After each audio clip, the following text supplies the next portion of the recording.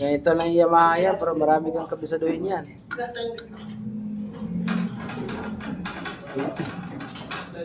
So, titimplahin mo pa yung clutch niyan.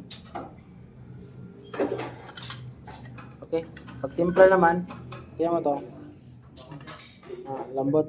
So, ngayon, ganyanin mo. Kunin mo ang cookie screw. Phillips screw. Sige, iganyan mo, maramdaman. Iganyan mo. Steady mo, kailangan lakasan mo sa sakto lang. Maramdaman, pag inikot ko yan dito, huwag mo na ito higpitan. Kasi masyado mataas. Ngayon, pag hinigpitan ko yan, maramdaman mo yan dyan sa kamay mo na tinutulak yan.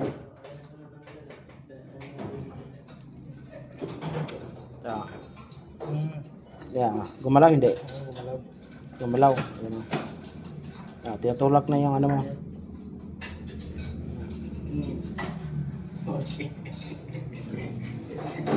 Okay. Tingnan natin kung mahigpit ba. Ay, di siya na-plaster. Kumain na mga kumagat to. Dapat yun, pag piniga natin to, aangat yan. Di angat to.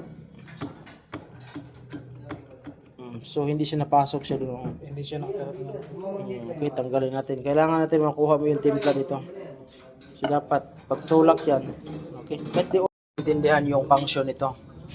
Ngayon, na-adjust natin yan. Titingnan mo. Kasi yung bulitas na to, lagi nyo matatandaan yung bulitas na hindi yan para sa kanya kasi yung original na wala. Tapos ginawaan ko lang siya ng ibang bulitas.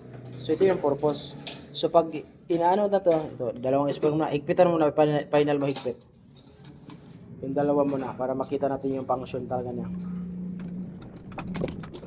Ang bulitas, medyo lubog siya konti. Yan, okay. Tingnan mo siya.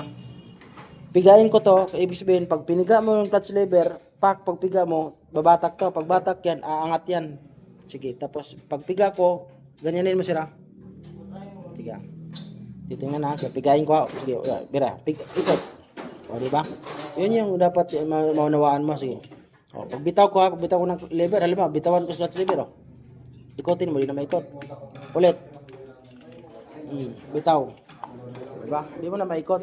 So, dapat ganun na mayroon siyang, hindi yung pak, wala. Ibig sabihin, walang tutulak. So, kailangan dito, pag nag-adjust ka, is lever. Mayroon din sa clutch cable adjuster. Pero kung gusto mo mag-adjust dito rin, kung saan siya gusto mababa, kunting piga lang, ang liit lang clearance, pwede. Pag gusto mataas, yun mataas. Mataas yung lever, layo.